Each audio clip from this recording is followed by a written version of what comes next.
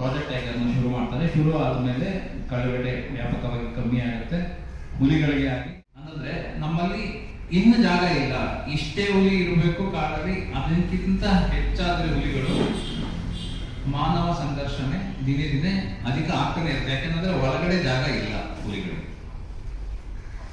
ನಮ್ಮಲ್ಲಿ ಇರ್ತಕ್ಕಂಥ ಕಾಡುಗಳಲ್ಲಿ ಈಗ ನೋಡಿ 71, 72, 68ರಿಂದ 71ರೊಳಗಡೆ ನಮ್ಮ ನಾಗರಹೊಳೆಯ ಸುತ್ತಮುತ್ತಲ ಒಂದಷ್ಟು ಟಿಬೆಟಿಯನ್ ಕಾಲೋನಿಗೋಸ್ಕರ 99 ವರ್ಷಕ್ಕೆ ಲೀಸ್ ಕೊಡ್ತಾರೆ ಆ ಜಾಗ ನಮ್ಮ ಹತ್ರ. ಇವಾಗ ಏನಾರ ಸೆಂಟ್ರಲ್ ಗೌರ್ಮೆಂಟ್ ಅವರು ಮತ್ತೆ ರಾಜ್ಯ ಸರ್ಕಾರ ಕ್ರಮ ತಗೊಂಡ್ರೆ, ಇಲ್ಲ ಅಂತಂದ್ರೆ ಆ ಟಿಬೆಟಿಯನ್ ಕಾಲೋನಿ ಅವ್ರ ಹತ್ರ ಏನಾರ ಮಾತಾಡಿ ಅವ್ರಿಗೆ ಬೇರೆ ಕಡೆ ಈಗಲೇ ಶಿಫ್ಟ್ ಮಾಡಕ್ ಶುರು ಮಾಡಿದ್ರೆ, ಈಗ ನಾವೇನಾರ ಕಾಡನ್ನ ಬೆಳೆಸೋದಕ್ಕೂ ಅದು ಶುರು ಮಾಡಿದ್ರೆ ಅವ್ರಿಗೆ 99 ವರ್ಷ ಮುಗಿಯುವಷ್ಟರಲ್ಲಿ ಒಂದಷ್ಟು ನೈಸರ್ಗಿಕ ಪ್ರದೇಶ ಹುಲಿಗಳಿಗಾಗಿ ನಮ್ಮ ನಾಗರಹೊಳೆಯ ಸುತ್ತಮುತ್ತಲು ಸಿಗತ್ತೆ ಅನ್ನೋ ಒಂದು ಆಸೆ.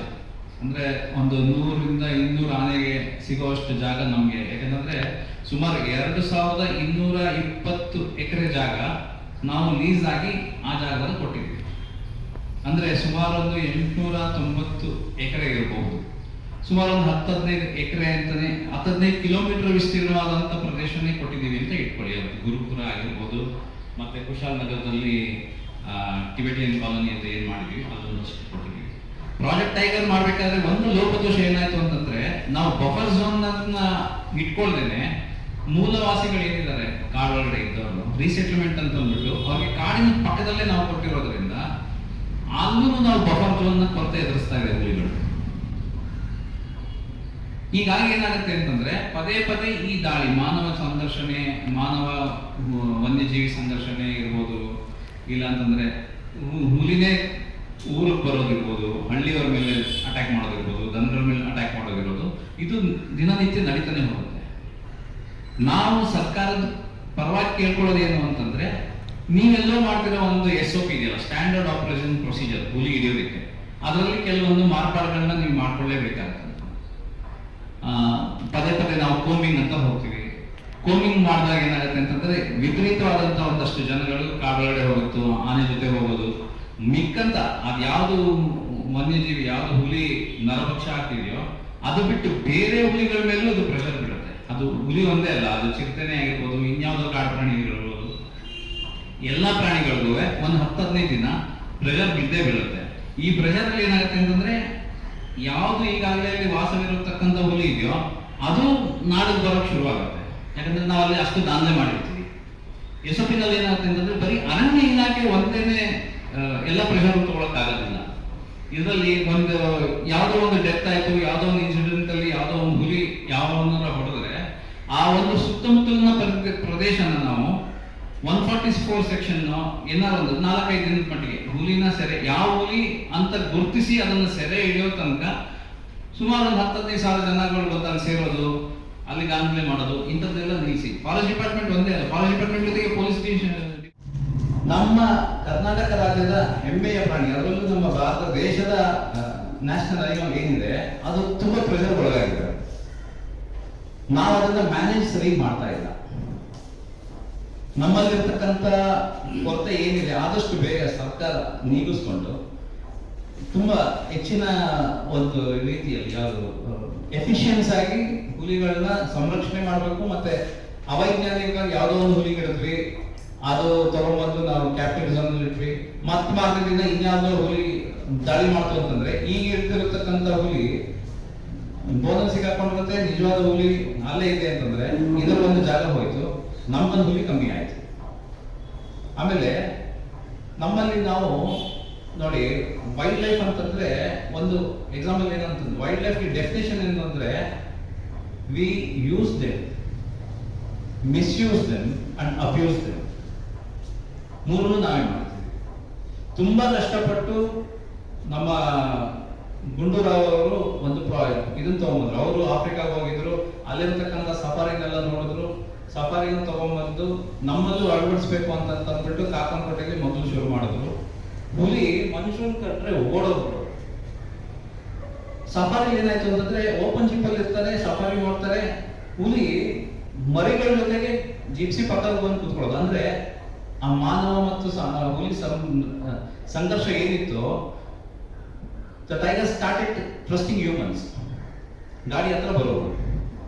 ಈಗೇನಾಗಿದೆ ಅಂತಂದ್ರೆ, ಈಗ ಸಫಾರಿ ಇಲ್ಲ ಅಂತ ಇಟ್ಕೊಳ್ಳಿ, ನಂತರದಲ್ಲಿ ಏನಾಗುತ್ತೆ ಅಂತಂದ್ರೆ ಹುಲಿ ಯಾವ್ದಾರ ಮರಿಯಾಗಿದ್ರೆ ಆ ಮರಿಗಳು ನಮ್ಮ ಒಡನಾಟಗಳಾಗಿರ್ಲಿ, ಜೀಪ್ಸಿ ಡ್ರೈವರ್ಸ್ ಆಗಿರ್ಲಿ, ಜೀಪ್ ಓಡಾಡೋದಾಗಿರ್ಲಿ, ಮನುಷ್ಯನ ನೋಡದೆ ಬೆಳೀತಕ್ಕಂಥ ಹುಲಿಗಳು ಈ ಮ್ಯಾನಿಟಸ್ ಆಗೋದ್ರಲ್ಲಿ 100% ಚಾನ್ಸಸ್ ಇರುತ್ತೆ. ಯಾಕಂದ್ರೆ ಅದು ಒಂದು ಮನುಷ್ಯನ ನೋಡಿದ್ರೆ ಗಾಬರಿಯಾಗಿ ಒಳಗಡೆ ಓಡುತ್ತೆ, ಅಚಾನಕ್ ಆಗಿ ಯಾವನಾರ ಮನುಷ್ಯ ಎದುರುಗಡೆ ಬಂದ್ರೆ ಅದಕ್ಕೆ ಏನ್ ಮಾಡ್ಬೇಕು ಅಂತ ಗೊತ್ತಿರಲ್ಲ, ದಾಳಿ ಮಾಡುತ್ತೆ. ಆದ್ರೆ ಸಫಾರಿ ಝೋನ್ ಅಲ್ಲಿ ನೋಡ್ತಕ್ಕಂಥ ಹುಲಿ ರಾಜಾರೋಷವಾಗಿ ಗಾಡಿ ಪಕ್ಕ ಬಂದು ಮಾರುತ್ತದೆ. ಗಾಡಿ ಇದ್ರೂ ತೊಂದರೆ ಇಲ್ಲ, ಮರಿಗಳನ್ನ ಕಾಡಿನ ಒಳಗಡೆ ಕರ್ಕೊಂಡ್ ಬಂದು ನೀರು ಕುಡಿಯಕ್ಕೆ ಬರುತ್ತೆ. ಎಲ್ಲರೂ ಫೋಟೋಗ್ರಫಿ ಮಾಡಿರ್ತಾರೆ, ಎಷ್ಟೋ ಜನ ಟ್ರಾವೆಲರ್ಸ್ ನೋಡಿದ್ದಾರೆ. ನಾವೊಂದು 32 ವರ್ಷದಿಂದ ನಾನು through out India tiger safari ಮಾಡಿದ್ವಿ, ಟೈಗರ್ಸ್ ನೋಡಿದ್ವಿ, ಟೈಗರ್ ಫೋಟೋಗ್ರಫಿ ಮಾಡಿದ್ವಿ. ಹಂಗಾಗಿ ನಂಗೆ ಅದ್ರ ಬಿಹೇವಿಯರ್ಸ್ ಗೊತ್ತು. ಬಾಂಧವದಲ್ಲಿ ಒಂದು ಹುಲಿ ಇತ್ತು, ಚಕ್ರಧಾರ ಅಂತ. ಆ ಚಕ್ರಧಾರ ಒನ್ಸ್ ಫಾರ್ ಆಲ್ ಅದ್ರ ಎಲ್ಲ ಮರಿಗಳು ಮಳೆಗಾಲದಲ್ಲಿ ಸತ್ತೋಗ್ಬಿಡ್ತವೆ. ಮಳೆಗಾಲ ಬರ್ತಾ ಇದ್ದಂಗೆ ಏನಾಗುತ್ತೆ ಅಂತಂದ್ರೆ ಸಫಾರಿ ಅಲ್ಲೆಲ್ಲ ಕ್ಯಾನ್ಸಲ್ ಆಗುತ್ತೆ. ಜೂನ್ ಟು ಅಕ್ಟೋಬರ್ ಸಫಾರಿ ಇರಲ್ಲ. ನೆಕ್ಸ್ಟ್ ಲಿಂಟರ್ ಏನ್ ಮಾಡ್ತಾರೆ, ನೆಕ್ಸ್ಟ್ 3-4 ಮರಿ ಆಗ್ತಿತ್ತಲ್ಲ, ಅದು ಇವತ್ತಿನ ತನಕನು ಜಿಪ್ಸಿ ಸೌಂಡ್ ಬಂದ್ರೆ ಹೊಡೋದು ವಿತ್ ದ ಫೀಮೇಲ್ ಅಷ್ಟೇ, ಅಷ್ಟು ಶೈ ಆಗಿರ್ತವೆ. ನಾವೇ ಆ ಕಾನ್ಫಿಡೆನ್ಸ್ ನಾವೇನ್ ಬಿಲ್ಡ್ ಮಾಡಿದ್ವಿ ಒಳಗಡೆ ಸಾಧಿಸಿದ್ವಿ. ಅಂದ್ರೆ ಇಷ್ಟು ವರ್ಷದಲ್ಲಿ ಎಲ್ಲ ಈ ಥ್ರೂಔಟ್ ಇಂಡಿಯಾ ನಾನು ಹೇಳ್ತಾ ಇರೋದು, ಅದೊಂದು ಒಂದು ಕಾನ್ಫಿಡೆನ್ಸ್ ನಾವು ಏನ್ ಗೇನ್ ಮಾಡಿದ್ವಿ, ನಾವು ಸಫಾರಿ ನಿಲ್ಸೋದ್ರಿಂದ ಮತ್ತೆ ನಮಗೆ ಅದು ಬ್ರೇಕ್ ಆಗಿರುತ್ತೆ, ಮತ್ತೆ ಅದ್ರ ಕಾನ್ಫಿಡೆನ್ಸ್ ತೊಗೊಳಕ್ಕೆ ಆಗೋದಿಲ್ಲ. ಮತ್ತೆ ಈಗ ಕೂಂಬಿಂಗ್ ನಡೀತಾ ಇದೆ, ಒಂದು ವಾರದಿಂದ ನಡೀತಿದೆ. 3 ಹುಲಿಗಳನ್ನ ನಾವೇನೋ ಸೆರೆ ಹಿಡಿದಿದ್ದೀವಿ ಅಂತ ಇಲಾಖೆಯ ಮಾಹಿತಿ ಇದೆ. ನಮ್ಮ ಉದ್ದೇಶ ಏನು ಅಂತಂದ್ರೆ, ಈಗ ಸಫಾರಿ ನಿಲ್ಸಿರೋದು ಒಂದು, ಎರಡನೇದು ಮತ್ತೆ ನಾವು ಕೂಂಬಿಂಗ್ ಆಪರೇಷನ್ ಮಾಡ್ತಾನೆ ಇದ್ರೆ ನಾವು ಒಳಗಡೆ ಇನ್ನಷ್ಟು ಜಾಸ್ತಿ ಕ್ರಿಯೇಟ್ ಮಾಡ್ತಾ ಇದೀವಿ ಪ್ರೆಷರ್ನ. ಹುಲಿಗಳ ಎಸ್ಟಾಬ್ಲಿಷ್ಮೆಂಟ್ ಅಲ್ಲಿ, ಹುಲಿಗಳ ಹ್ಯಾಬಿಟ್ಯಾಟ್ ಅಲ್ಲಿ ಮತ್ತೆ ಹುಲಿಗಳ ಟೆರಿಟರಿನಲ್ಲಿ we are just doing pressure with doing this combing operation. ಈಗಲೂ ನಡೀತಾ ಇದೆ ಅಂತ ಮಾಹಿತಿ ಇದೆ. ಸರ್, ಈಗ ನಿಮ್ಗೆ ಗೊತ್ತಿರುವ ಹಾಗೆ ಈ ಒಂದು ತಿಂಗಳಲ್ಲಿ ನಮ್ಮ HD ಕೋಟೆ ತಾಲೂಕು ಮೈಸೂರು ಡಿಸ್ಟ್ರಿಕ್ಟ್ ಅಲ್ಲಿ 4 ಜನ ರೈತರುಗಳು ಮೇಲೆ ಹುಲಿ ದಾಳಿಯಾಗುತ್ತೆ. ಒಬ್ಬರು ಅದರಲ್ಲಿ ಸಾವು ಬದುಕಿನ ಮಧ್ಯೆ ಹೋರಾಡ್ತಾ ಇದ್ದಾರೆ. ಇವಾಗ 3 ಜನ ಡೆತ್ ಆಗಿದ್ದಾರೆ. ಕಾರಣ ಏನು ಅಂತ ಅಂದ್ರೆ, ರಾಜಕಾರಣಿಗಳ ರಿಸರ್ವ್ ಇದೆ ಸರ್ ಅಲ್ಲಿ. ನಮ್ಮ ಕಬಿನಿಗೆ ಬಂದು ನೋಡಿ, ರಾತ್ರಿ ಹೊತ್ತು ಲೈವ್ ಪಾಯಿಂಟ್ ಕೊಡ್ತಾರೆ ಅಲ್ಲಿ. ನೋಡಿ, ಇದು ನ್ಯಾಚುರಲ್ ನಾರ್ಮಲ್ ಸಫಾರಿಗಳು ನಿಮಗೆ ಹುಲಿ ಸಿಗಲ್ಲ. ರಾಜಕಾರಣಿಗಳ ಮಕ್ಕಳು ಮತ್ತೆ ಅರಣ್ಯ ಭೂಮಿಯಲ್ಲಿರುವಂಥ ಅರಣ್ಯ ಅಧಿಕಾರಿಗಳ ಮಕ್ಕಳು ಇದು ಲೈವ್ ಆಗಿ ಹುಲಿನ ಫೋಟೋ ಶೂಟ್ ಮಾಡ್ತಾರೆ. ಹುಲಿ ಎಲ್ಲಿರುತ್ತೆ ಅಂತ ಅಲ್ಲಿರೋ ಅಧಿಕಾರಿಗಳು ಗೊತ್ತು. ಬಟ್ ಈ 4 ಜನನ ಹುಲಿ ದಾಳಿ ಮಾಡಲಿಕ್ಕೆ ನೇರವಾಗಿ ಅಲ್ಲಿ ಸ್ವತಃ ಇರುವಂಥ DFI ಕಾರಣ ಸರ್. ವರ್ಷಕ್ಕೊಂದ್ಸಲ ಪ್ರಾಣಿಗಳು ಮಿಲನಕ್ಕೆ ಬರ್ತದೆ. ಅಂದ್ರೆ ಅದರದೇ ಆದಂಥ ಒಂದು ಮೇಟಿಂಗ್ ಟೈಮ್ ಬರುವಾಗ ಇವ್ರಿಗೆ ಗೊತ್ತಿರ್ತದೆ ಯಾವ ಟೈಮಲ್ಲಿ ಬರ್ತದೆ, ಯಾವ ಟೈಮಲ್ಲಿ ಪ್ರಾಣಿಗಳು ಅಭ್ಯಾಸವಾಗಿರ್ತದೆ. ಇವರಿಗೆ ಸ್ಟಾಫ್ ಇದ್ದಾರೆ, ನೈಟ್ ಗಾರ್ಡ್ಸ್ ಇದ್ದಾರೆ, ರೆಫರೆನ್ಸ್ ಇದೆ, ಅದನ್ನ ಬಂದೋಬಸ್ತ್ ಕೊಡ್ಬೋದಲ್ವಾ? ರೆಸಾರ್ಟ್ ಮಾಡೋದ್ರಲ್ಲೂ ಅರಣ್ಯ ಅಧಿಕಾರಿಗಳ ಮತ್ತೆ ರಾಜಕಾರಣಿಗಳ ಮಕ್ಕಳೇ. ರೆಸಾರ್ಟ್ ಫಸ್ಟ್ ಅದನ್ನ ಬ್ಯಾನ್ ಮಾಡಿ ನೀವು ಫಸ್ಟ್ ಒಳಗಡೆ ಇರುವಂತ ನಿಮ್ಮ ಸಿಸ್ಟಮ್ನ ಕ್ಲೀನ್ ಮಾಡಿದ್ವಿ. ಕೆಲವು ನೋಡಿ, ಈಗ ಯಾರೋ 1-2 ಜನ ಅಧಿಕಾರಿಗಳನ್ನ ನಮ್ಮ ಮಾಧ್ಯಮದವರು ಕಣ್ಣೋರಿಸ್ಲಿಕ್ಕೆ, ರೈತರು ಕಣ್ಣೋರಿಸ್ಲಿಕ್ಕೆ ಇಲ್ಲಿಂದ ಆ ಕಡೆ ಶಿಫ್ಟ್ ಮಾಡ್ತಾರೆ. ಫಸ್ಟ್ ಅಲ್ಲಿರುವಂತ ಮುಖ್ಯ ಅಧಿಕಾರಿಗಳನ್ನ ಡಿಪಾರ್ಟ್ ಮಾಡಬೇಕು ಸರ್. ನಾನು ನೇರವಾಗಿ ಹೇಳ್ತೀನಿ. ಈಗ ಮೊನ್ನೆ ಒಂದು ಹುಲಿ ಹಿಡಿದಿದ್ದಾರೆ ಸರ್. ಹುಲಿಯರು ಬೇಟೆಗಾರರ ಹುಲಿಗೆ ಸಿಕ್ಕಿ ಗಾಯ ಆಗಿರೋ ಹುಲಿನ ಹಿಡಿದಿದ್ದಾರೆ. ಬಟ್ ಮನುಷ್ಯನ ಮೇಲೆ ದಾಳಿ ಮಾಡುವ ಹುಲಿಗೆ ಇನ್ನೊಂದು ಹಿಡಿಯೋಕ್ಕಾಗಿಲ್ಲ, ಅದನ್ನೇ ಇರುವಂತ ತೋರಿಸ್ತವ್ರು ಸರ್. ಸುಮಾರು 2024ನೇ ಇಸ್ವಿಲಿ 20 ವರ್ಷ ಸತ್ತೋಗುತ್ತೆ. ಎಲ್ಲ ಬೇಟೆಗಾರರ ಹುಲಿಗೆ ಸಿಕ್ಕಾಕೊಂಡು ಸತ್ತೋಗಿದೆ. ನಾನು ಸಿರಿಯನ ಬಂದಿರೋದು ಈಗ ಅಲ್ಲಿಂದ. ಎಲ್ಲ ಇವರು ಅನುಮಾನಾಸ್ಪದ ಸಾವು, ಅಸಹಜ ಸಾವು ಅಂತ ತೋರಿಸ್ತಾರೆ. ಇದಕ್ಕೆ ಹೊಂದ್ಕೊಂಡು ಕೆಲಸ ಮಾಡುವಂತ ವನ್ಯಜೀವಿ ಪರಿಪಾಲಕನ್ನ ಅಧಿಕಾರಿಗಳು ನೇಮಿಸ್ಕೊಂಡಿಲ್ಲ, ಸರ್ಕಾರವನ್ನು ನೇಮಿಸಿಲ್ಲ. ಇದಕ್ಕೆಲ್ಲ ಮೇನ್ ಸಿಸ್ಟಮ್ ಏನು ಗೊತ್ತಾ? ಅಲ್ಲಿ ಯಾರು ಅಧಿಕಾರಿ ಸರ್, ನೀವು ಇವಾಗಲೇ ಫೋನ್ ಮಾಡಿ ಎಲ್ಲ ನಂಬರ್ ಕೊಡ್ತೀನಿ, ಯಾವ ಅಧಿಕಾರಿಗಳು ಫೋನ್ ತೆಗೆಯಲ್ಲ. ರೈತರುಗಳ ಸಮಸ್ಯೆನ ಆಸ್ಲಿಕ್ಕೆ ಬರಲ್ಲ. ಹುಲಿ ದಾಳಿ ಮಾಡ್ತದೆ ಅಂತ ಗೊತ್ತಿದ್ದು ಈ ಟೈಮ್ನಲ್ಲಿ ಅಗ್ರೆಸಿವ್ ಆಗಿರುತ್ತೆ ಅಂತ ಮುಂಚಿತವಾಗಿ ನೀವು ಕ್ರಮ ತಗೋಬಹುದಲ್ವಾ? ಇವತ್ತು ನಾವು ಹೇಳ್ತಾ ಇರೋದು ಹುಲಿಗಳು ಅದರಿಂದ ಜಾಗ ಎಲ್ಲಿದೆ ಹುಲಿ ತೋರಿಸ್ತದೆ. ಪ್ರಳಯದಾಗ ನೀರಿನ ಜಾಗ ತೋರಿಸ್ತದೆ, ಹುಲಿಗಳು ಅದ್ರ ಟೈಮಲ್ಲಿ ತೋರಿಸ್ತದೆ ಜಾಗನ. ಮಾನವ ವನ್ಯಜೀವಿ ಸಂಘರ್ಷ ಸಭೆ ಸಾಮಾನ್ಯ ಕಾಮನ್ ಇರ್ಬೋದು, ಇವತ್ತಿಂದ ಅವತ್ತಿನ ಬಂದಿದೆ. ಆದ್ರೆ ಇಷ್ಟು ವರ್ಷ ಸಿಕ್ಕಾಪಟ್ಟೆ ಜಾಸ್ತಿ ಆಗಿದೆ. ನಾವು ಅಲ್ಲಿ ಸ್ಥಳೀಯರಾಗಿದ್ದ ಕೂಡ ಇಷ್ಟು ಹುಲಿಗಳು ಬಂದು ಮನುಷ್ಯನ ಆಡಲ್ಲೇ ಕೊಲ್ಲುವಂಥದ್ದನ್ನ ಇದೇ ಫಸ್ಟ್ ಟೈಮ್ ನೋಡ್ತಾರೆ. ಇದಕ್ಕೆಲ್ಲ ವೈಫಲ್ಯ ಮುಖ್ಯ ಅರಣ್ಯ ಏನು ಸಂರಕ್ಷಣಾಧಿಕಾರಿ ಇರ್ತಾರೆ ಅವರೇ ಹೊಣೆ ಆಗ್ಬೇಕು. ಇದಕ್ಕೆ ಫಸ್ಟ್ ಅವ್ರನ್ನ ತೆಗೆದ್ಬೇಕು, ಕಳಿಸಿ ಸರ್ ಅವ್ರ ಕಡೆ ಹುಬ್ಳಿದಾರ ಅವ್ರ ಕಡೆ ಕಳಿಸಿ, ಆ ಕಡೆ ತುಂಬಾ ಪ್ರಾಮಾಣಿಕತೆಯಿಂದ ಕೆಲಸ ಮಾಡ್ತಾರೆ, ಅವ್ರನ್ನ ತಂದು ಇಲ್ಲಿ ಹಾಕಿ. ಸರ್ ಒಬ್ಬರು ದೊಡ್ಡ ಅಧಿಕಾರಿ ಬರ್ತಾವ್ರೆ ಅಂದ್ರೆ PCP ವರ್ಷ ಗೊತ್ತಾಗಿರ್ತದೆ. ಈಗ ಸರ್ ಇದು ಕರ್ತವ್ಯಗಳನ್ನ ಮಾಡೋದು ಇಲ್ಲಿ PCP ಅರಣ್ಯ ಭವನದಲ್ಲಿ ಏನು ಲೇಡಿ ಅಧಿಕಾರಿಗಳಿದ್ದಾರೆ ಎಲ್ಲ ರಾಣಿಯರಾಗಿದ್ದಾರೆ, ಏನು ಜೆಂಟ್ಸ್ ಅಧಿಕಾರಿಗಳಿದ್ದಾರೆ ರಾಜರಾಗಿದ್ದಾರೆ. ಅವ್ರಿಗೆ ಬಂದು ನೋಡ್ಬೇಕು ಸರ್, HD ಕೊಟ್ಟಿರಿ ನೋಡಿ ಮನುಷ್ಯನ ಸತ್ತವನು 20 ಲಕ್ಷ ದುಡ್ಡು ಕೊಟ್ಬಿಡ್ತೀರಾ, ಏನಕ್ಕೆ ಸರ್ ದುಡ್ಡು ಅವನೇ ಇಲ್ಲ ಅಂದ್ಮೇಲೆ ಆ ಜಾಗದಲ್ಲಿ ನೀವು 1 ನಿಮಿಷ ಇದ್ದು ನೋಡಿ. ನೀವು VIP ಟ್ರೀಟ್ಮೆಂಟ್ ತಗೊಂಡು ಅಲ್ಲಿಗೆ ಬರ್ತೀರಾ, ರಾತ್ರಿ ಹೊತ್ತು ಫೈರ್ ಕ್ಯಾಂಪ್ ಹಾಕೋತೀರಾ. ಫಸ್ಟ್ ಸಫಾರಿ ನಿಲ್ಸಿದಾಗೆ ನೀವು ಫಸ್ಟ್ ಅದನ್ನು ರೆಸಾರ್ಟ್ಗಳನ್ನ ಬಂದ್ ಮಾಡಿ, ಅಲ್ಲಿರೋದೆಲ್ಲ ಪೂರ್ತಿ ರಾಜಕಾರಣಿಗಳದು ನೀವೇನು ಅಧಿಕಾರಿಗಳಿದ್ದೀರಿ ಇವ್ರದೇ. ಹಾಗಾಗಿ ದಯವಿಟ್ಟು ನಾನು ಏನ್ ಕೇಳ್ಕೊತೀನಿ ಅಂತ ಹೇಳಿದ್ರೆ ಮಾಧ್ಯಮ ಮಿತ್ರರಿಗೆ ಫಸ್ಟ್ ಸಫಾರಿ ಜೊತೆಗೆ ಅಲ್ಲಿರುವಂತ ರೆಸಾರ್ಟ್ ನ ನಿಲ್ಲಿಸಬೇಕು. ಅಕ್ರಮ ಒತ್ತುವರಿ ಭೂಮಿ ಇದೆ, ಅದನ್ನ ನೀವೇನ್ ಮುಟ್ಕೊಳ್ಳೋಬೇಕಾಗಬೇಕು. ಇಂಥ ಟೈಮಲ್ಲಿ ಹುಳಿ ಬಂದು ದಾಳಿ ಮಾಡ್ತಾರೆ ಅಂತ ಗೊತ್ತಿದ್ಮೇಲೆ 1 ತಿಂಗಳು ಮುಂಚಿತವಾಗಿ ಫೆಬ್ರವರಿಗೆ ಅದ್ರ ಬಗ್ಗೆ ಕಾನೂನನ್ನು ಜರುಗಿಸಬೇಕು. ನೀವು ಸರ್ಕಾರ ಸೇರಿದ್ರೆ ನಿಮ್ಗೆಲ್ಲ ಸ್ಟಾಪ್ ಇದೆ, ಎಲ್ಲ ಕೊಟ್ಟಿದ್ದಾರೆ. ಗಾಡಿ ಕೊಟ್ಟಿಲ್ವಾ, ಪೆಟ್ರೋಲ್ ಕೊಟ್ಟಿಲ್ವಾ, ಸ್ಟಾಫ್ ಕೊಟ್ಟಿಲ್ವಾ, ರೆಫರೆನ್ಸ್ ಕೋಡ್ ಕೊಟ್ಟಿಲ್ವಾ, ಎಲ್ಲ ಕೊಟ್ಟಿದ್ದಾರೆ. ಆಗಿದ್ಮೇಲೆ ಯಾಕೆ ನೀವು ಇದ್ರ ಬಗ್ಗೆ ಮುಂಜಾಗ್ರತೆ ಕ್ರಮ ಜರುಗಿಸೋದಿಲ್ಲ? ಈಗ ಸರಿ, ಈಗ ಇಡೀ ತರ ಹುಲಿಗಳನ್ನ ಏನ್ ಮಾಡ್ಬೇಕು ಅನ್ಕೊಂಡಿದ್ದೀರಾ? ಮನುಷ್ಯನ ದಾಳಿ ಮಾಡೋದೈತೆ, ಓಕೆ, ಇಡೀ 4 ಜನರ ಮೇಲೆ ದಾಳಿಯಾಗಿ ಒಬ್ಬ ಬಕ್ಕಿದಾನೆ ಮುಗಿಸೆ. ಈಗ ನೀವು 4 ಹುಲಿಗಳು ಹಿಡಿಬೇಕು ಅಲ್ವಾ? ಇದೇ ಇರೋದು ಏನ್ ಮಾಡ್ತೀರಾ? ಏನ್ ಮಾಡ್ಬೋದು ನೀವು ಅದಕ್ಕೆ? ಇದ್ರ ಬಗ್ಗೆ ಬೇಕಲ್ವ ಮಾಹಿತಿ? ಹಾಗೆ ಯಾವ್ದೊಂದು ಬೇಟೆಗಾರ ಊರಿಗೆ ಸಿಗಾಕೊಂಡ್ರೆ ಹುಲಿನ ಹಿಡಿದು ಮನುಷ್ಯನ ಮೇಲೆ ದಾಳಿ ಮಾಡ್ತು ಅಂತ ಹೇಳಿದ್ರೆ FSL ರಿಪೋರ್ಟ್ ಕಳಿಸ್ತೀವಿ ಅಂದ್ರೆ ಅದು ಬಂದಿದ್ದು ಕೂಡ ಮುಚ್ಚ ಹಾಕಿದ್ದಾರೆ. ಹಾಗಾಗಿ ದಯವಿಟ್ಟು ನಮಗೆ ಹುಲಿಯೂ ಕೂಡ ನಮ್ಮ ಪ್ರಕೃತಿ ಭೂಮಿಗೆ ಮುಖ್ಯ ಪ್ರಾಣಿ. ಹುಲಿಯಿಂದನೇ ನಮ್ಮ ದೇಶದ ಸಂಪತ್ತು ಸಿರಿಗಳು ಇವತ್ತು ಬೆಳೀತಾ ಇದೆ. ಟೈಗರ್ ಅಂದ್ರೆ ಗ್ರೇಟ್ ಇಂಡಿಯನ್ ಟೈಗರ್ ಅಂದ್ರೆ ಪ್ರತಿ ಹೊರ ದೇಶಗಳೆಲ್ಲ ಕೇಳ್ತು ಅಂದ್ರೆ ಅದಕ್ಕೆ ಆದಂತ ಒಂದು ಇದಿದೆ. ಹಾಗಾಗಿ ದಯವಿಟ್ಟು ಇದ್ರ ಬಗ್ಗೆ ಅಧಿಕಾರಿಗಳೇ ತಲೆದಂಡ ಮಾಡಬೇಕು. ಏನು ಅಲ್ಲಿ DFO ಇದ್ದಾರೆ, ಅರಣ್ಯ ಮುಖ್ಯ, ಫಸ್ಟ್ ಅವ್ರನ್ನ ಸಸ್ಪೆಂಡ್ ಮಾಡಿ ಕಳಿಸಿ ಒಂದು 6 ತಿಂಗಳು ಮನೆಗೆ, ಅವಾಗ ಗೊತ್ತಾಗುತ್ತೆ ಅವ್ರಿಗೆ ಇದ್ರ ಬಗ್ಗೆ. ನಮ್ಗೆ ಒಂದು ಅನುಮಾನ ಏನಕ್ಕೆ ಶುರುವಾಯ್ತು ಅಂತಂದ್ರೆ ಹಿಡ್ತಿರೋ 4 ಹುಲಿ ಎಲ್ಲೋಯ್ತು, ಅದು ವಾಪಸ್ ಕಾಡಕ್ಕೆ ಬಿಡ್ತಾರ? ಈಗ ಮಿಸ್ಐಡೆಂಟಿಫಿಕೇಶನ್ ಆಗಿದೆ ಸರಿ, ಅದು ವಾಪಸ್ ಒಂದು ನಿರ್ದಿಷ್ಟ ಸಮಯದೊಳಗಡೆ ಅದನ್ನ ನಾವು ಮತ್ತೆ ಕಾಡಲ್ಲಿ ಬಿಡಲಿಲ್ಲ ಅಂತಂದ್ರೆ ಆ ಹುಲಿ ಜಾಗನ ಬೇರೆ ಇನ್ಯಾವುದೋ ಹುಲಿ ಟೆರಿಟರಿ ಆಕ್ಯುಪೈ ಮಾಡಿದ್ರೆ ಇದು ಜೀವನ ಪರ್ಯಂತ ನಾವು ಅದನ್ನ ರೀಸೆಟಲ್ಮೆಂಟ್ ಏರಿಯಾದಲ್ಲಿ ಕ್ಯಾಂಪಲ್ಲೇ ಹಾಕೋಬೇಕು. ಅಂತಂದ್ರೆ ಯಾವುದೋ ಒಂದು ಝೂನಲ್ಲೋ ಇಲ್ಲ ಕ್ಯಾಪಿಟಲ್ ಏರಿಯಾದಲ್ಲಿ ಅದನ್ನ ಪಾಪ ಅದ್ರ ಲೈಫ್ನ ಇಲ್ಲಿ ಕೊಡಿಸ್ಬೇಕು. ಮೇ ಬಿ ಮಿಸ್ಕ್ಯಾಲ್ಕುಲೇಷನ್ ಎಷ್ಟೋ ಟೈಮಲ್ಲಿ ಅದೇ ತರ ಆಗುತ್ತೆ. ಯಾವುದೋ ಒಂದು ಹುಲಿ ಇದೆ ಪ್ರೆಷರ್ಗೆ ಡಿಪಾರ್ಟ್ಮೆಂಟ್ ಏನ್ ಮಾಡುತ್ತೆ ಅಂತಂದ್ರೆ ಫಾರ್ಮರ್ಸ್ ನ ಕಣ್ಣೊರ್ಸೋದಕ್ಕೆ ಇಲ್ಲ ಅಂತಂದ್ರೆ ಅವ್ರನ್ನ ಸಮಾಧಾನ ಮಾಡ್ಲಿಕ್ಕೆ ಯಾವುದೋ ಒಂದು ಹುಲಿ ಹಿಡಿಲೇಬೇಕಾದಂತ ಒಂದು ಒತ್ತಡದಲ್ಲಿ ಯಾವುದೋ ಒಂದು ಹುಲಿ ಹಿಡಿತಾರೆ ಅಂತ ತಿಳ್ಕೊಳ್ಳಿ. ಆ ಹುಲಿ ಮ್ಯಾನಿಟರ್ ಅಲ್ಲ, ಅದು ಮಿಸ್ಐಡೆಂಟಿಫಿಕೇಶನ್ ಯಾವುದೋ ಹುಲಿ ಹಿಡಿದಿದ್ರೆ ಮ್ಯಾನಿಟರ್ ಈಚೆನೇ ಇರುತ್ತೆ. ಮತ್ತಿನ್ನೆರಡು ದಿನ ಆದ್ಮೇಲೆ ಅದು ಮತ್ತೆ ಬೇಟೆ ಶುರು ಮಾಡ್ತು ಅಂತಂದ್ರೆ ಮತ್ತೆ ಜನ ರೊಚ್ಚಿಗೆ ಹೇಳ್ತಾರೆ. ಈಗ ಎಷ್ಟೋ ಇನ್ಸಿಡೆಂಟ್ ಅಲ್ಲಿ ಇದೇ ಆಗೋದು, ಮಿಸ್ಐಡೆಂಟಿಫಿಕೇಶನ್ ಆಗುತ್ತೆ. ಯಾಕಂದ್ರೆ ಸಂರಕ್ಷಣೆ ಮಾಡಿದಂತ ಹುಲಿಗಳನ್ನ ಏನ್ ಮಾಡ್ತಾ ಇದ್ದಾರೆ ಅರಣ್ಯ ಅಧಿಕಾರಿಗಳು, ಅದನ್ನ ಏನ್ ಮಾಡ್ಬೇಕಂತ ಹೊರಟಿದೀನಿ ಅಂತ ನಮ್ಗೆ ಒಂದು ಪ್ರಶ್ನೆ ಇದೆ ಪ್ರತಿಯೊಬ್ಬರಿಗೆ. ಈಗ ಸಫಾರಿನೇ ನಿಲ್ಲಿಸ್ಬಿಟ್ರೆ ಒಳಗಡೆ ಏನಾಗ್ತಿದೆ ಅಂತ ಪಬ್ಲಿಕ್ ಅವ್ರಿಗೂ ಗೊತ್ತಾಗಲ್ಲ, ವೈಲ್ಡ್ ಲೈಫ್ ಲವರ್ಸ್ಗೆ ಒಳಗಡೆ ಏನ್ ಬೆಳಗ್ಗೆ ಹೊತ್ತಲ್ಲಿ ಏನ್ ನಡೀತಿದೆ ಅಂತಾನೆ ಗೊತ್ತಾಗಲ್ಲ. ಯಾವ ಕಾರಣಕ್ಕೆ ನಿಲ್ಸಿದ್ರಿ ಸಫಾರಿ ಅನ್ನೋದು ಒಂದು ಬೇಕಾಗತ್ತೆ. ಯಾಕಂದ್ರೆ ಸಫಾರಿ ಪ್ರಾರಂಭ ಮಾಡ್ತಾರೆ ಅಲ್ಲ, ಅನಿವಾರ್ಯತೆ ನಮ್ಗೆ ಏನಿಲ್ಲ. ನೀವು ಒಳ್ಳೇದೇ ಆಗ್ತಾ ಇದೆ, ಕಾಡಲ್ಲಿ ಪ್ರಾಣಿಗಳಿಗೆ ತೊಂದರೆ ಇಲ್ಲ ಅಂತಂದ್ರೆ ಏನ್ ತೊಂದರೆ ಇಲ್ಲ. ಈಗ ಸಫಾರಿಗಿನ್ನ ತೊಂದರೆ ಜಾಸ್ತಿ ಕೂಂಬಿಂಗ್ ಅಲ್ಲಿ ಆಗ್ತಾ ಇದೆಯಲ್ಲ. ಮತ್ತೆ ಅಲ್ಲಿ ರೆಸಾರ್ಟ್ಗಳಿದೆ ಸರ್, ಅಕ್ರಮ ರೆಸಾರ್ಟ್ಗಳಿದೆ, ಕಬ್ಬಿಗಳಿದೆ, ನಮ್ಮನೆ ಕಾಕನ್ ಕೋಟೆಲಿದೆ, ನಾಗರೋಳಲ್ಲಿದೆ, ಅದನ್ನ ಫಸ್ಟ್ ಸಫಾರಿಗೆ ಬಳಸಿ ಜಾಸ್ತಿ ತೊಂದರೆ ಆಗ್ತಾ ಇರೋದು ಕೂಂಬಿಂಗ್. ಸರ್ ಅಲ್ಲಿ ಅವ್ರು ಏನಂತ ಅಂದ್ರೆ ಒಂದು 350-400 ಅಡಿ ದೂರಕ್ಕೆ ಒಂದು ಕೂಬಿಂಗ್ ಹಾಕೊಂಡು ಹುಲಿಗಳನ್ನ ಲೈವ್ ಆಗಿ ತೋರ್ಸಕ್ಕೆ ಟಾರ್ಚ್ ಹೊಡಿತಾರೆ ಅಲ್ಲಿ.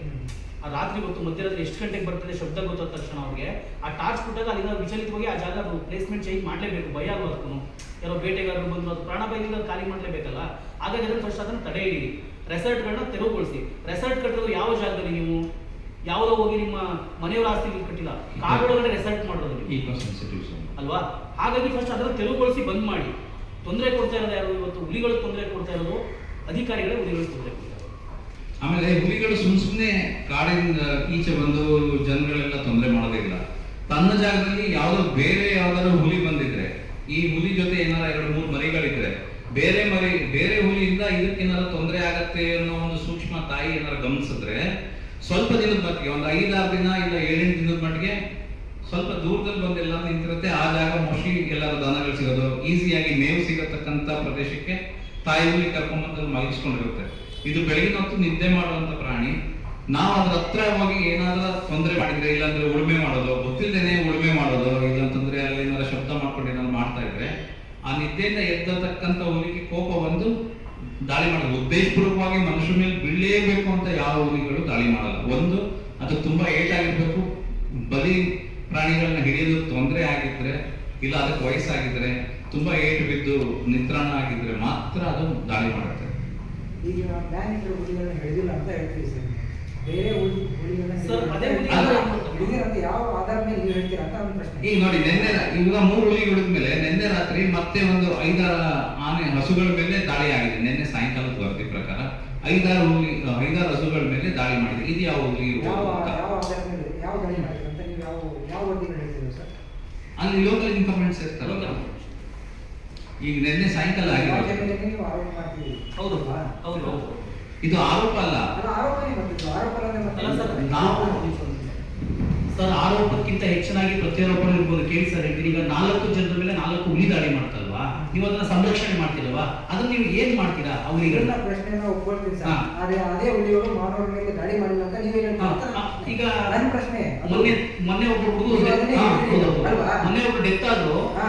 ಡೆತ್ ಆದವ್ರಿಗೆ ಅಟ್ಯಾಕ್ ಮಾಡಿದ ನೀನೇ ಬೇರೆ. ನಿಮ್ ಪ್ರಶ್ನೆ ಸರಿಯಾಗಿದೆ, ನಾನು ಒಪ್ಕೊಳ್ತೀನಿ. ಹಾ. ಆದ್ರೆ ನೀವು ಅದೇ ಹುಲಿ ದಾಳಿ ಮಾಡಿಲ್ಲ ಅಂತ ಹೇಳಿದ್ರಲ್ಲ, ಹೌದು. ಅದನ್ನ ನೀವು ಯಾವಾಗ ಮೇಲೆ ನೀನೇ ಹೇಳ್ತೀರಾ? ರಿಪೋರ್ಟ್ ತರಿಸ್ತೀವಿ ಅಂದ್ರಲ್ಲ, ಮತ್ತೆ ಅದನ್ನೇ ಮುಚ್ಚಿಟ್ಟಿದ್ದೀರ. ಓಪನ್ ಬಹಿರಂಗ ಮಾಡಿ ಅದೇ ಹುಲಿ ಅಂತ. ಅದು ಬೇಟೆಗಾರ ಸತಕೊಂಡು ನಳತಿದಂತ ಹುಲಿ, ನೀವು ಮೊನ್ನೆ ಸಂರಕ್ಷಣೆ ಮಾಡುವಂತ ಹುಲಿ 2 days ಬ್ಯಾಕು ಬೇಟೆಗಾರ ಕತ್ತು ಅರ್ಧ ಫುಲ್ ಗಾಯ ಆಗಿ ಅದೆಲ್ಲೋ ಒಂದು ಮೂಲೆಯಲ್ಲಿ ಮಲಗಿದ್ರೆ ನೀವು ಹಿಡಿದ್ಬಿಟ್ರಿ ರಾತ್ರಿ ಹೊತ್ತೋಗಿ. ಬಟ್ ಅದೇ ಹುಲಿ ಬಂದು ಈ ವ್ಯಕ್ತಿನ ತಗೊಂಡೋಗಿ 10 ಅಡಿ ಗುಂಡಿ ಒಳಗಡೆ ಹಾಕೊಂಡು ತಿಂದೈತೆ ಅನ್ನೋದಕ್ಕೆ ಕ್ಲಾರಿಟಿ ಬೇಕಲ್ವಾ? ಅದಕ್ಕೆ ತಿರ್ಗಾಡಕ್ಕೆ ಐತೆ ಹೆಂಗೆ 10 ಅಡಿ ಗುಂಡಿ ಒಳಗಡೆ ನಮ್ಮ ಬೇರೆ ಜಂಪ್ ಮಾಡ್ತದೆ? ಇದು ಪ್ರಶ್ನೆ. DNA ರಿಪೋರ್ಟ್ ಬಗ್ಗೆ ಅದೇ ಇರ್ಬೋದು. ಈಗ ಅದು DNA ರಿಪೋರ್ಟ್ ಬಂದ್ರೆ ಅದಲ್ಲ ಇದಲ್ಲ ಅಂತ ಹೂವಾಪಗಳೈತೆ ಅಲ್ವಾ? ಇವಾಗ ಕ್ಲಾರಿಟಿ ಕೊಡಿ. ಯಾಕಂದ್ರೆ ಅಟ್ಲೀಸ್ಟ್ ನೀವು ಇಳಿದ ಮೇಲೆ ಏನ್ ಮಾಡ್ಬೇಕು ಅನ್ಕೊಂಡಿದ್ದೀರಿ? ಏನೋ ಗುರಿ ಸಂತತಿ ಬೇಡ. ಏನ್ ಮಾಡ್ಬೇಕಂತ ಅನ್ಕೊಂಡಿದ್ದೀರಾ ಅನ್ನೋದು ಹಾ. ಅದು ನಿಮ್ ಸರಿಯಾದ ಪ್ರಶ್ನೆ. ಹಾ. ಅದನ್ನ ಒಪ್ಕೊಳ್ಳೋಣ. ಹಾ, ಹೌದು. ಆದ್ರೆ ನೀವು ಅದೇ ಹುಲಿ ದಾಳಿ ಮಾಡಿಲ್ಲ ಅಂತ ಹೇಳಿದ್ರಲ್ಲ, ಸೊ ಅದು ನನ್ನ ಪ್ರಶ್ನೆ. ನಮ್ಗೆ ಅದೇ ಹುಲಿ ಅನ್ನೋದು ಬೇಕು ಅದೇ ಮಾಹಿತಿ. ಹುಲಿ ಅಂತ 4 ಹುಲಿಗಳು ಹಿಡಿದಿದ್ದಾರೆ. ಹಾ. 4 ಹುಲಿಗಳು ದಾಳಿ ಮಾಡಿಲ್ಲ ಅಂತ ಹೇಳ್ತೀವಿ ನೀವು. ಸರ್, ಪ್ರತಿಯೊಂದು ಹುಲಿನ ಮನುಷ್ಯನ ಮೇಲೆ ದಾಳಿ ಮಾಡಿದ್ಮೇಲೆ ಅದನ್ನ ತಗೊಂಡೋಗಿ ಆ DNA ಟೆಸ್ಟ್ ಮಾಡ್ತಾರೆ. ಟೆಸ್ಟ್ ಮಾಡಿದಾಗ ಇದನ್ನ ಟೆಸ್ಟ್ ಮಾಡಿದಾಗ ಇದೇ ಹುಲಿ ಅನ್ನೋದು ಸಾಬೀತವಾಗಿರುವಂಥದ್ದು ಸತ್ಯ. ನೀವು ಯಾವ್ದೋ ಗುರುಳು ಸಿಕ್ಕಾಕೊಂಡ್ರೆ ಹುಲಿ ಹಿಡಿದ್ಬಿಟ್ಟು ಇದೇ ಸಾಯಿಸಿದ್ರು ಅಂತ ಹೇಳ್ತಾ ಇದ್ದೀರಲ್ಲ, ಹುಲಿ ಮೇಲೆ ಯಾಕೆ ಆರೋಪ ಮಾಡ್ತಾ ಇದ್ದೀರಾ? ನೀವು ಫಸ್ಟ್ ನಿಮ್ಮ ಕೆಲಸಗಳನ್ನ ಶಿಸ್ತಾಗಿ ಮಾಡಿ. 1 ತಿಂಗಳು ಮುಂಚೆ ಜಾಗೃತವಾಗಿ ನೀವು ಸಕಲ ಸಿದ್ಧತೆ ಇಟ್ಕೊಳ್ಳಿ. ಈಗ ಒಬ್ಬ ರೈತ ಆಗಿ ಮಳೆ ಉಳಿಬೇಕಾದ್ರೆ ಉಳುಮೆ ಮಾಡ್ಕೊಂಡು ರೆಡಿ ಇಟ್ಕೊಂಡಿರ್ತೀನಿ ಜಮೀನ ಬೆಳೆ ಮಾಡ್ಲಿಕ್ಕೆ.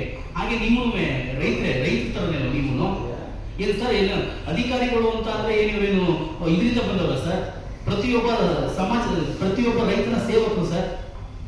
ಇವರಲ್ಲಿ ಎಕ್ಸ್ಟ್ರಾಡರಿ ಇದೆಯಲ್ಲ ಸರ್. ನೀವು ನಿಮ್ಮ ಕೆಲಸ ನೀವು ಮಾಡಿ. ನೀವೆಲ್ಲ ಇಲ್ಲಿ ಸೇವಕರೇ, ಯಾರು ನೀವೇನು ಮೇಲ್ಗಡೆಯಿಂದ ಬಂದಿಲ್ಲ. ಅದನ್ನ ಮಾಡುವಂತ ಕೆಲಸನ ಪ್ರಾಮಾಣಿಕತೆಯಿಂದ ಮಾಡಿ.